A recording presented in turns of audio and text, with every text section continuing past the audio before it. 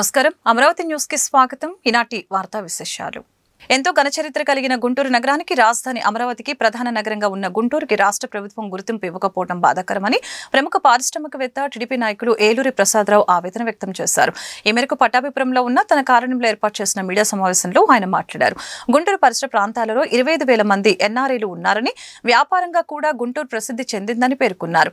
వ్యాపారంతో పాటు గుంటూరు నుంచి ఎక్స్పోర్ట్ చేస్తున్న టొబాకో, చిల్లీసు, అలాగే ఎడ్యుకేషనల్ హబ్ గా ఉన్న గుంటూరుకి తగినంత ప్రాధాన్యత ఇవ్వకపోవడం ఒకంత బాధ కలిగించే విషయమని అన్నారు.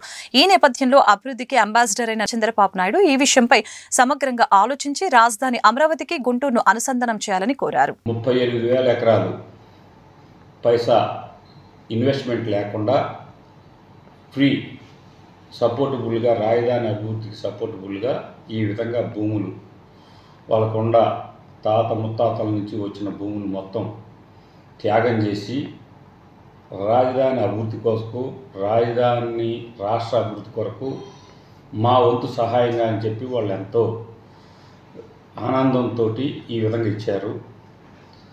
దానికి తోడు మన రాష్ట్ర ముఖ్యమంత్రి చంద్రబాబు నాయుడు అయినటువంటి మన నాయకుడు, బ్రాండ్ అంబాసిడర్, ఆయన వరల్డ్ ఫేమస్. ఇది బ్రిటిషోడు దగ్గర నుంచి మన స్వాతంత్రం సంపాదించుకున్న సామెతగా గత పరిపాలన నుండి విముక్తులమయ్యి ఈ బాబుగారు వచ్చాడు, అందరి జీవితాల్లో వెలుగు నింపుతాడు అనే ఆనందంతో ఎవరు తోచిన సహాయంగా ఎవరు పరిధిలో వాళ్ళు రాజధాని అభివృద్ధి కొరకు చాలా అత్యుత్సాహం మీద ఎంతో వెంపర్లాడుతూ ఉన్నారు. అలాంటిది గుంటూరు ఇప్పుడైతే రాజధాని నిర్మాణం జరుగుతుందో ఆ నిర్మాణానికి సంబంధించిన హెడ్ క్వార్టర్ గుంటూరు. ఈ అలైన్మెంట్ ఇన్నర్ రింగ్ రోడ్డు కానీ అది ఈ గుంటూరుని ఇంక్లూడ్ చేయకుండా గుంటూరుని బైపాస్ చేసి అదేదో ఐజామ్ మీదుగా అడుగుండా పెరమలూరు, గన్నవరం లేదా అటు నందిగామ కల్లి అటు తీసుకెళ్తున్నారు. అది కొద్దిగా బాధాకరంగా ఉంది. ఇప్పుడు ఉన్న లోకల్ ఎమ్మెల్యేలైనా సరే ఇది మన నాయకుడు దృష్టికి తీసుకెళ్ళి ఈ యార్డ్ని తరలించడం కానీ, అమరావతికి కనెక్టివిటీ ఇప్పించేదానికి కానీ, ఇన్నర్ రింగ్ రోడ్ని గుంటూరుని కూడా ఇన్నర్ రింగ్ రోడ్డు లోపల కలిపే విధంగా కానీ, మెట్రోని విజయవాడ, అమరావతి, గుంటూరు మెట్రోని ఈ విధంగా రీడిజైన్ చేయగలరని నేను ఈ విధంగా మన నాయకుడిని మీ ద్వారా కోరుకుంటున్నాను. ఉన్నారు రాజధానికి గుంటూరు కనెక్టివిటీ రోడ్లు ఎప్పుడైతే ఇస్తారో, ఇన్నర్ రింగ్ రోడ్డు ఫెసిలిటీ ఎప్పుడైతే ఫెసిలిటీ ప్రొవైడ్ చేస్తారో, మెట్రోని ఎప్పుడైతే రాజధాని నుంచి ఇక్కడ గుంటూరు దాకా ఎక్స్టెన్షన్ చేస్తారో, మాలాంటి యువ పారిశ్రామికవేత్తలు ముందుకొచ్చి ఈ గుంటూరు సరౌండింగ్ పరిధిలో నేను ఇండస్ట్రీస్ పెట్టడానికి నేను రెడీగా ఉన్నాను. నేను 15,000 కోట్ల రూపాయలు ఆల్రెడీ ప్రాజెక్ట్ రిపోర్ట్ డిపిఆర్లు తయారు చేసి నేను ఫారిన్ ఫండింగ్కి ఆల్రెడీ నేను డాక్యుమెంటేషన్ పరిధిలో ఉంది. ఈ ప్రాజెక్టులు కనుక ఇక్కడ గుంటూరు పరిధిలో కనుక ఎస్టాబ్లిష్ గవర్నమెంట్ కనుక అయితే 20,000 మందికి ఎంప్లాయ్మెంట్ జనరేషన్ వస్తుంది. ఇది కూడా మరీ ముఖ్యంగా ఈ విషయాన్ని మన నాయకుడు గుర్తించాలి. మట్టిలో మాణిక్యాలు అనే సామెతగా ఇక్కడ సరైన ఫెసిలిటీసు, సరైన వాతావరణం లేక, సరైన కనెక్టివిటీ లేక మేము ఇదే దయాల నుంచి తీసుకొచ్చిన పెట్టుబడులు కూడా పెట్టేదానికి కూడా కొద్దిగా ఈ లోపాల వల్ల కొంత సంచయిస్తున్నాం. దీన్ని కనుక ఈ విషయాలని రిజాల్వ్ కనుక మన అధినేత స్పెషల్ ఫోకస్ పెట్టి గుంటూరుని మీద రిజాల్వ్ కనుక చేస్తే దీని మీద ఇక్కడ కూడా ఇండస్ట్రీస్ బాగా వస్తాయి. దేశవ్యాప్తంగా వైద్య విద్యా కోర్సుల ప్రవేశాల కోసం నిర్వహించిన నీట్ యూజీ ఫలితాలు విడుదలయ్యాయి. దేశవ్యాప్తంగా 22,20,318 మంది పరీక్షలు రాయగా 12,36,531 మంది అర్హత సాధించినట్లు నేషనల్ టెస్టింగ్ ఏజెన్సీ తెలిపింది. రాజస్థాన్కు చెందిన Mahesh Kumar all India first rank సాధించాడు. మధ్యప్రదేశ్కు చెందిన ఉత్కర్ష్కు 2వ ర్యాంకు, మహారాష్ట్రకు చెందిన కృషాంక్ జోషికి 3వ ర్యాంకు వచ్చింది. ఢిల్లీకి చెందిన అవిక అగర్వాల్కి మహిళల విభాగంలో తొలి ర్యాంకు దక్కింది. నీట్ యూజీ ఫలితాల్లో తెలుగు రాష్ట్రాల విద్యార్థులు సత్తా చాటారు. తెలంగాణకు చెందిన కాకల జీవన్ సాయి కుమార్ కు 18వ ర్యాంకు వచ్చింది. ఏపీకి చెందిన దర్పా కార్తీక్ రామ్ కి 19వ ర్యాంకు దక్కింది. నా తండ్రి కూడా ప్రమాదంలోనే మరణించారు. అహ్మదాబాద్ ఎయిర్ ఇండియా విమాన ప్రమాద ప్రభావ కుటుంబాల బాధ నాకు తెలుసు. నేను అర్థం చేసుకోగలను అని కేంద్ర పౌర విమానయాన శాఖ మంత్రి రామ్మోహన్ నాయుడు తెలిపారు. అహ్మదాబాద్ లో జరిగిన విమాన ప్రమాద ఘటనని పౌర విమానయాన శాఖ అత్యంత తీవ్రంగా పరిగణిస్తుందని ఆయన స్పష్టం చేశారు. అనంతరం మీడియాతో మాట్లాడుతూ ప్రమాదం జరిగిన వెంటనే సహాయక చర్యలు ముమ్మరంగా చేపట్టామని, గుజరాత్ ప్రభుత్వం పౌర విమానయాన శాఖ సంయమనంతో పనిచేశాయని తెలిపారు. ఘటన జరిగిన వెంటనే మంటలను అదుపులోకి తెచ్చి మృతదేహాలను తరలించాం. ఈ దుర్ఘటనపై తక్షణమే దర్యాప్తునికి 5 సభ్యులతో కూడిన కమిటీని ఏర్పాటు చేశాం. అవసరమైతే ఈ కమిటీలో మరికొంతమంది సభ్యులను కూడా చేరుస్తామని వివరించారు. The government of Gujarat already put in the necessary rescue teams. The response teams from all the concerned departments were working on ground actively, trying to rescue whatever is possible, trying to cut down the fire and to move the debris so that the bodies can be sent to the hospital at the earliest. And with the timely response, things were able to move much faster than as was expected after looking at how the crash has happened at the site. And from the ministry, taking utmost seriousness of the incident, the Aircraft Accident Investigation Bureau, which was formed specifically to look into the accidents that happen around aircrafts, was immediately mobilized, and the GO team from the AIB, including 5 members constituting DG AIB, was also immediately rushed to the site to start the investigation process. And since day one, within hours itself, the AIB has started its process of investigation. తల్లికి వందనం వైసీపీకి మరణ శాసనమని కేంద్ర గ్రామీణాభివృద్ధి communication శాఖల సహాయ మంత్రి doctor Pemmasani Chandrasekhar వ్యాఖ్యానించారు. ఇచ్చిన మాట ప్రకారం సూపర్ 6 పథకాలను రాష్ట్ర ముఖ్యమంత్రి చంద్రబాబు నాయుడు అమలు చేస్తున్నారని తెలిపారు. దేశంలో ఎక్కువగా పెన్షన్లు ఇచ్చే రాష్ట్రం ఏపీ అని చెప్పారు. బటన్ నొక్కితే ప్రజా సంక్షేమం, రాష్ట్ర అభివృద్ధి జరగదని ఎద్దేవా చేశారు. Guntur Amaravati road A1 convention హాల్లో GDCMS చైర్మన్ వడ్రానం హరిబాబు అభినందన సభ శనివారం అట్టహాసంగా జరిగింది. కార్యక్రమానికి ముఖ్య అతిథులుగా కేంద్ర గ్రామీణాభివృద్ధి కమ్యూనికేషన్ శాఖల సహాయ మంత్రి డాక్టర్ పెమ్మసాని చంద్రశేఖర్, రాష్ట్ర వైద్య ఆరోగ్య శాఖ మంత్రి సత్యకుమార్ యాదవ్, ఎమ్మెల్యేలు ప్రతిపాటి పుల్లారావు, మహమ్మద్ నజీర్, యార్లగడ్డ వెంకట్రావు, తులసి రామచంద్ర ప్రభు, తాళ్ల వెంకటేష్ యాదవ్, షేక్ సజీలా, జనసేన పార్టీ జిల్లా అధ్యక్షులు గాది వెంకటేశ్వరరావు పాల్గొన్నారు. ఈ సందర్భంగా పెమ్మసాని చంద్రశేఖర్ మాట్లాడారు. పదవి అలంకారం కాదని బాధ్యత అని చెప్పారు. GDCMS చైర్మన్ గా వడ్రానం హరిబాబు రైతులకు న్యాయం చేయాలని అన్నారు. చంద్రబాబుతోనే సామాజిక న్యాయం సాధ్యమని అన్నారు. సామాజిక వర్గాలను సమానంగా చూసే పార్టీ టీడీపీ అని వివరించారు.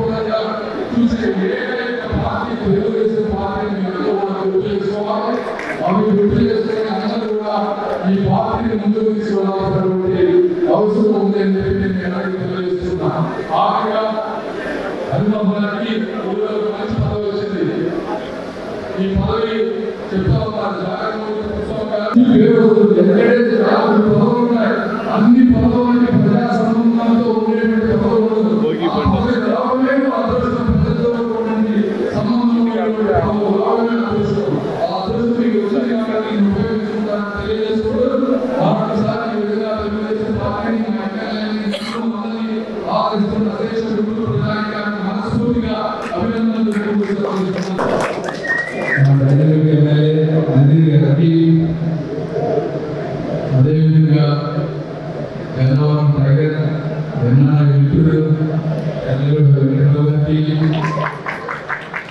తెలుగుదేశం పార్టీ కోసం ఎన్నో సంవత్సరాల రాజకీయ జీవితం ఉన్నా ఎంతో డబ్బు ఖర్చు పెట్టుకున్నా తెలుగుదేశం పార్టీ బాగుండాలని చెప్పి సీలు త్యాగం చేసేటువంటి పెద్దలు శ్రీ రావి వెంకటేశ్వరరావు గారికి, అదేవిధంగా మరొక ఎన్ఆర్ఐ మిత్రుడు స్వామి నందమోహన్ గారికి, గోరుగుంట వెంకటేశ్వరరావు గారికి, తమిళసిరి జగన్దేవ్ గారికి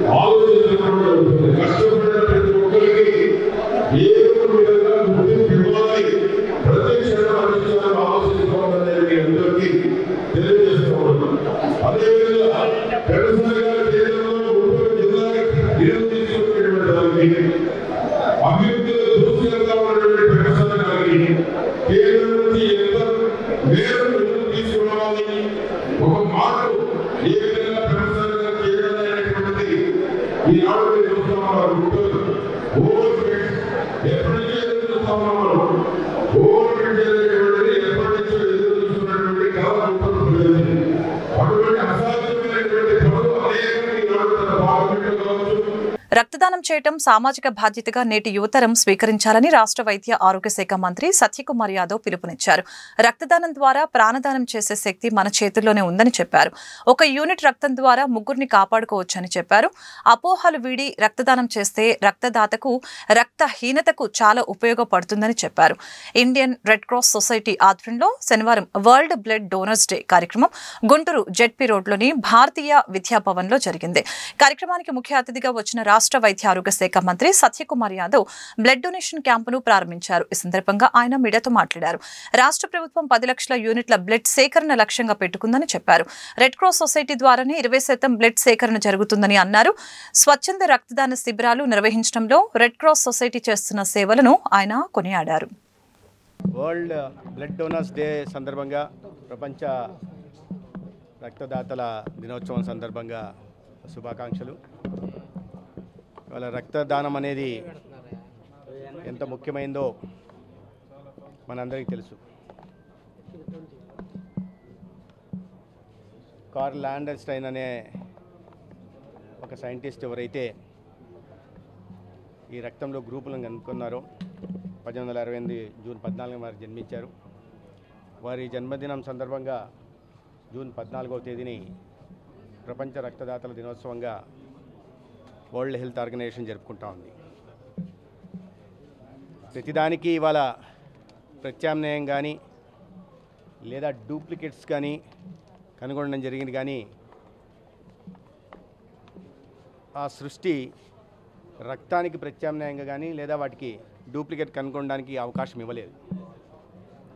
కాబట్టి రక్తహీనతతో బాధపడే వాళ్ళు, బ్లడ్ డిజార్డర్స్తో అనీమియా కానీ, సికిల్ సెల్ అనీమియా కానీ, తలసేమియా కానీ లేదా హీమోఫీలియా లాంటి వ్యాధులతో బాధపడుతున్న వారికి, లేదా క్యాన్సర్ రోగులకి కీమోథెరపీ సందర్భంగా కానీ, వాళ్ళ రోజువారీ కొన్ని వేల యాక్సిడెంట్లు దేశవ్యాప్తంగా జరుగుతూ ఉంటాయి. ఆ యాక్సిడెంట్లో గాయపడిన వారికి కానీ రక్తం అనేది చాలా అవసరం. ఏ రకంగానైతే బ్లడ్ డిజార్డర్స్తో బాధపడుతున్న వారికి బ్లడ్ ట్రాన్స్ఫ్యూజన్ అవసరమో, ఈ యాక్సిడెంట్లలో గాయపడిన వారికి కూడా రక్తం ఎక్కాల్సిన పరిస్థితులు వస్తుంటాయి. తద్వారా ప్రాణాలను కాపాడడానికి అవకాశం ఉంటుంది. ఇవాళ రెడ్ క్రాస్ సొసైటీ ఆధ్వర్యంలో ఈ ప్రపంచ రక్తదాతల దినోత్సవాన్ని జరుపుకుంటున్నాం. అనేక మంది ఇవాళ రక్తదానం కూడా చేస్తున్నారు. ఈ రంగంలో రెడ్ క్రాస్ చేస్తున్న సేవల్ని నేను అభినందిస్తున్నాను.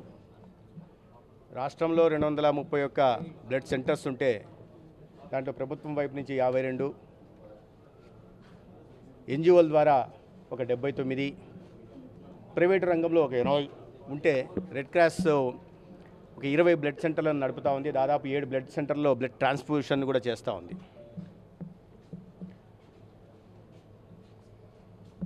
ఈ రోజు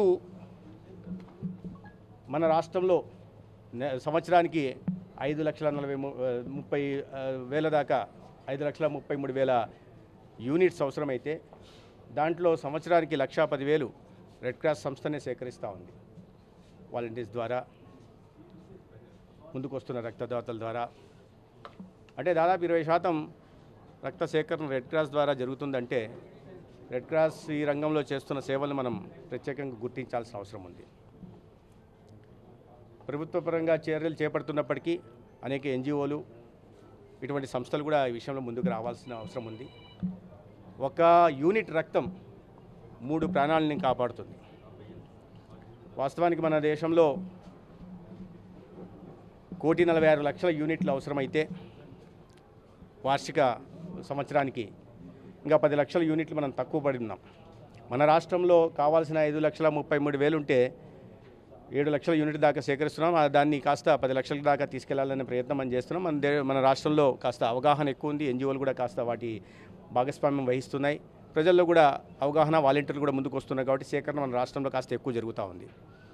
కానీ దేశంలో మనకు కావాల్సిన వాటికన్నా 10 లక్షల యూనిట్లు తక్కువగా లభిస్తూ ఉంది. దీని ద్వారా నేను చెప్పినట్టుగా 3 ప్రాణాలను కాపాడడానికి అవకాశం ఉంటుంది.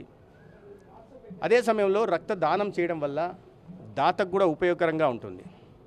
రక్తదానం చేయడం వల్ల కొత్తగా రక్త కణాలు పెంపొందుతాయి, లేదా ఐరన్ లెవెల్స్ మెయింటైన్ జరుగుతాయి, లేదా గుండె జబ్బుల బారిన పడే రిస్క్ నుంచి కూడా తగ్గుతుంది. ఇవన్నీ కాకుండా ప్రాణాలు కాపాడాము అనే ఒక ఆత్మ సంతృప్తి, సేవాభావంతో ప్రాణాలు కాపాడామనే ఒక ఆత్మ సంతృప్తి కూడా మిగులుతుంది. కాబట్టి రక్తం ఇవ్వడం వల్ల ప్రాణాలు నిలబడతాయి. రక్తం ఇచ్చిన దాతకు కూడా ఆరోగ్యపరంగా మంచిది. అదేవిధంగా రక్తం ఇస్తున్న సందర్భంలో రక్త సేకరణ ముందు పరీక్షలు నిర్వహిస్తారు. హెపటైటిస్ బి కానీ, సికి కానీ, హెచ్ఐవికి కానీ ఇతరత్ర పరీక్షలు నిర్వహిస్తారు. కాబట్టి మనకు అంతర్లీనంగా మనం అందరూ రెగ్యులర్ చెకప్ వెళ్ళరు.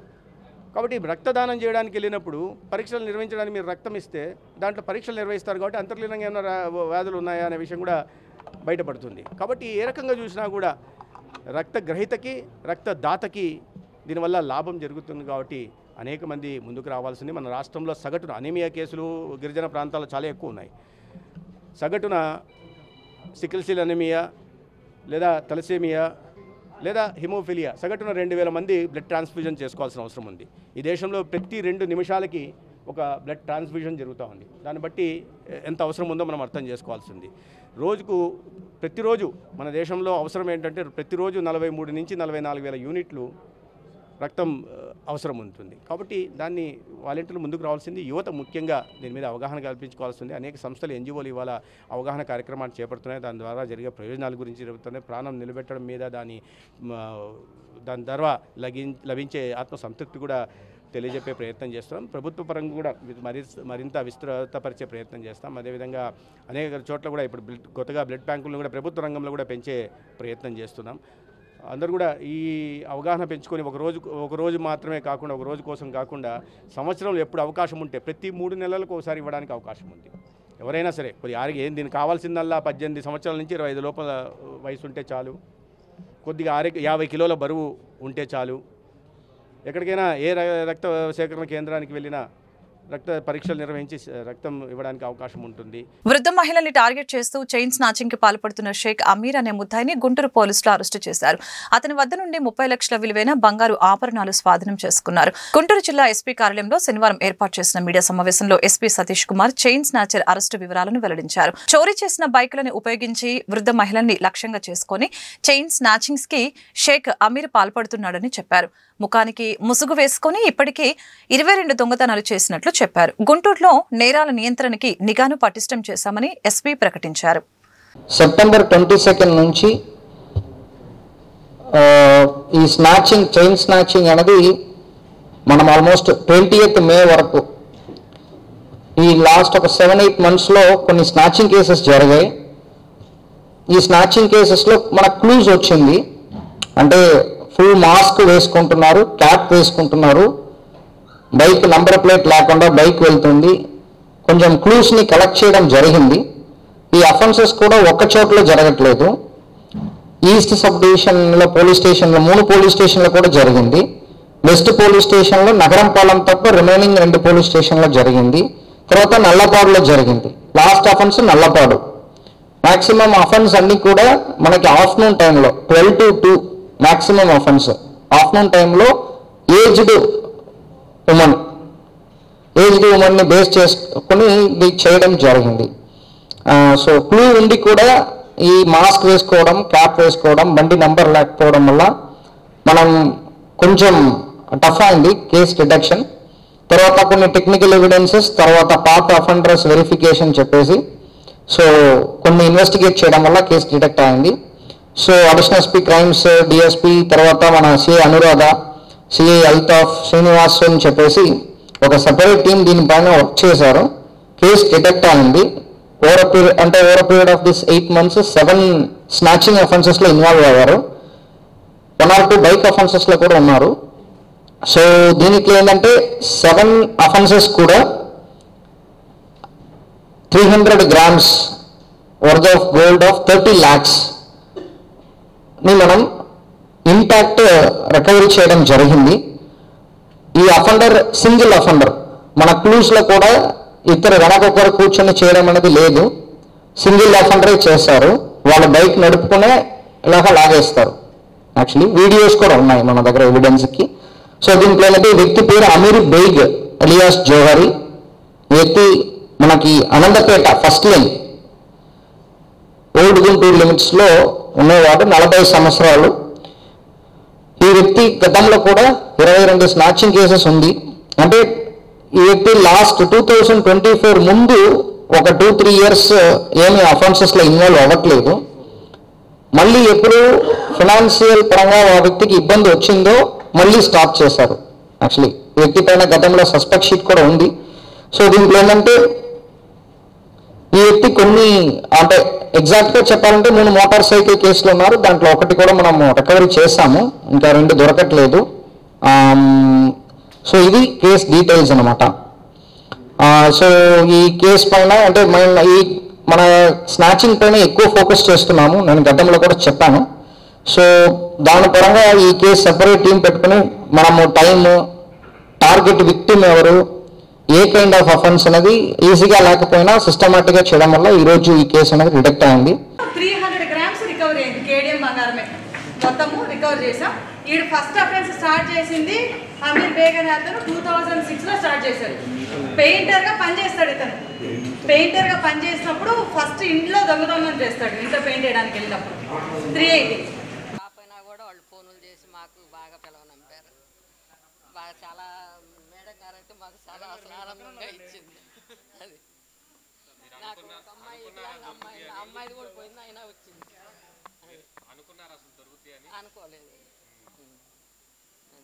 మా వారైతే అసలు కేసు కూడా వద్దన్నా మేము పెట్టాము. మొత్తం అయితే 48 గ్రాములు. దాంతో అయితే మామూలుగా అయితే 52. అవి ఆ రోజు రాయడంలో ఈ మైండ్లో అర్థం కాక అది వదిలేసాం. కాకపోతే అదే దొంగేనండి. మేము అటు నడుస్తున్న ఆటో కోసం అసలు చైన్ లాగినట్లు కూడా అర్థం కాలేదు. కూటమి ప్రభుత్వం సంక్షేమానికి గమ్యం చూపుతుందని మంత్రి కొలుసు పార్థసారథి అన్నారు. పిల్లలకు చదువుకునేందుకు తల్లికి వందనం ద్వారా ఆర్థిక సహాయం అందజేయడమే కాకుండా నైపుణ్యం పెంచి ఉపాధి అవకాశాలు కల్పించేలాగా అనేక కార్యక్రమాలు చేపడుతున్నామని తెలిపారు. తల్లికి వందనం కార్యక్రమంపై విద్యార్థులు తల్లిదండ్రులతో కలిసి ఆయన మీడియాతో మాట్లాడారు. తల్లికి వందనం పథకంలో 2,000 రూపాయలు లోకేష్ ఖాతాలో వేసుకుంటున్నారంటూ వైసీపీ నేతలు ఆరోపించడాన్ని ఆయన తప్పుపట్టారు. లోకేష్ విసిరిన సవాలుని వైసీపీ నేతలు స్వీకరించాలని డిమాండ్ చేశారు. వైసీపీ ప్రభుత్వం సంక్షేమ పథకాలకు వెచ్చించిన మొత్తం కంటే కూటమి ప్రభుత్వం ఇచ్చిందే ఎక్కువ అని మంత్రి పార్థసారథి అన్నారు. ఆఖరికి ఒక్కరికే ఇచ్చిన పరిస్థితి వైఎస్ఆర్ ప్రభుత్వం అయితే ఈ రోజు ఎంతమంది పిల్లలు చదువుకుంటే అంతమంది పిల్లలకి ఇచ్చే కార్యక్రమం మేము చేస్తున్నామని చెప్పేసి కూడా ఈ సందర్భంగా తెలియజేస్తా ఉన్నాను. 2,000 రూపాయలు లోకేష్ గారి అకౌంట్ లోకి వెళ్ళినాయని చెప్పేసి చెప్తున్న వైఎస్ఆర్ కాంగ్రెస్ పార్టీ తమ మాటల మీద తాము నిలబడాలని చెప్పేసి ఛాలెంజ్ చేస్తా ఉన్నా. నేను ఏదైతే లోకేష్ గారు ఛాలెంజ్ విసిరారో దాని మీద వెంటనే చర్చకు కానీ లేదా చర్యలకు కానీ మీరు ముందుకు రావాలని చెప్పేసి కూడా ఛాలెంజ్ చేస్తా ఉన్నాను. మీరు కూడా 13,000 ఇచ్చారు అంటే ఆ 2,000 కూడా ఏ విధంగా అయితే మద్యంలోనో ఇసుకలోనో ఏ విధంగా తీసుకున్నారో ఆ విధంగా తీసుకున్నారేమో మీరు కన్ఫర్మ్ చేయాల్సిన అవసరం కూడా ఉందని చెప్పేసి మనం చేస్తాను. ఈ ప్రభుత్వం గతంలో కంటే కూడా ఎంతో మెరుగైన సంక్షేమ కార్యక్రమాన్ని అందిస్తుందని చెప్పేసి ఈ సందర్భంగా తెలియజేస్తా ఉన్నా. నేను రైతు భరోసా ఏదైతే 20వ తారీఖు ఇవ్వబోతున్నామో అది కలుపుకుంటే 1,04,000 రూపాయలు ప్రతి కుటుంబానికి కూడా ఇచ్చే కార్యక్రమం చేస్తా ఉన్నాం. మీరేం చేశారు?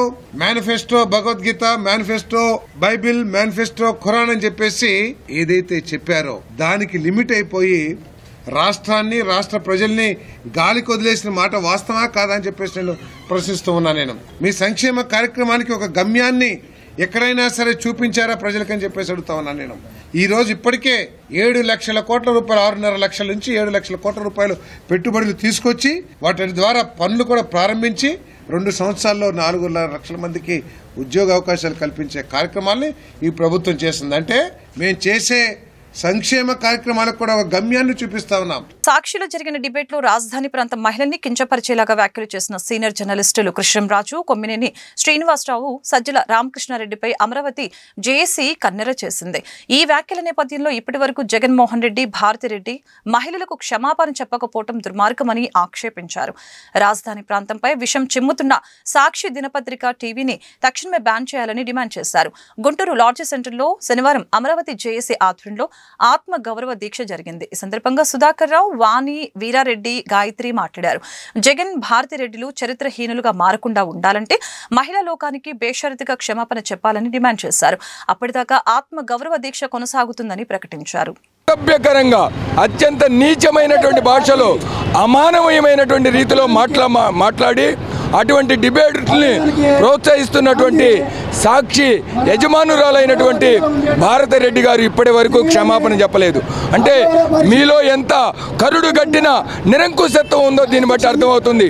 వైఎస్ జగన్ గారు నిందితులకి మద్దతుగా మాట్లాడుతూ ఉన్నారు. అంటే మీరే ఒక వ్యవస్థీకృత నేరగాళ్లుగా ఈ కుట్రలన్నీ చేస్తూ ఉన్నారు. ఈ కుట్రలను తరిమి కొట్టడానికి అమరావతి రైతులు, అమరావతి రాజధాని ఐకాస సిద్ధంగా ఉంది. ఈరోజు మీరు మహిళల యొక్క ఆత్మగౌరవాన్ని మంట కలిపారు. అటువంటి మంట కలిపినటువంటి నీచాతి నీచులైన మిమ్మల్ని రాష్ట్రం నుంచి తరిమి కొట్టాలని, అదేవిధంగా సాక్షి మీడియాని అంటే అరాచకత్వాన్ని పెంచి పోషిస్తున్న సాక్షి మీడియాని వెంటనే నిషేధించాలని ఈ యొక్క ఆత్మగౌరవ దీక్షా వేదిక ద్వారా ఈ ప్రభుత్వాన్ని డిమాండ్ చేస్తూ ఉన్నాం. మీరు గనక సకాలంలో యాక్షన్ తీసుకోకపోతే అమరావతి ఐకాస పెద్ద ఎత్తున ఉద్యమించి ఈ యొక్క మహిళా ఆటంకవాదుల్ని, అభివృద్ధి ఆటంకవాదుల్ని, మహిళల్ని అవమానించేటువంటి ఇటువంటి నీచాతి నీచమైన మనుషుల్ని ఈ రాష్ట్రం నుంచి తరిమి కొడతామని హెచ్చరిస్తూ ఉన్నాం. ఈరోజు మహిళలు ఎంతోమంది ఇక్కడ మరి లాస్ సెంటర్లో ఒక ఆత్మదీక్షగా మహిళ అందరం కూడా మరి పోరాటం చేస్తున్నామంటే 4 రోజుల నుంచి జరుగుతుందంటే మహిళలపై విషం జల్లి ఆత్మగౌరవాన్ని దెబ్బతీస్తే క్షమాపణ అడుగుతూ ఉంటే ఒక స్త్రీమూర్తి అయినటువంటి భారతిరెడ్డి గారు వాళ్ళ మరి జగన్మోహన్ రెడ్డి గారు ఇద్దరు కూడా క్షమాపణ చెప్పడానికి ముందుకు రాలేదు. అంటే మీలో ఎంత నీ ఇంట్లో చెల్లి ఉంది, అమ్మ ఉంది, నీ కుటుంబ సభ్యులు మహిళలు ఉన్నారు అంటే మీరు మహిళలకు పట్ల ఎటువంటి యొక్క గౌరవాన్ని ఇస్తున్నారో దీన్ని బట్టి చెప్పొచ్చు. ఒకటే అడుగుతున్నాం, మేము అడిగింది క్షమాపణ, మాకు కలిగింది, మా బాధ కలిగింది, మీకు క్షమాపణ అడుగుతున్నాం.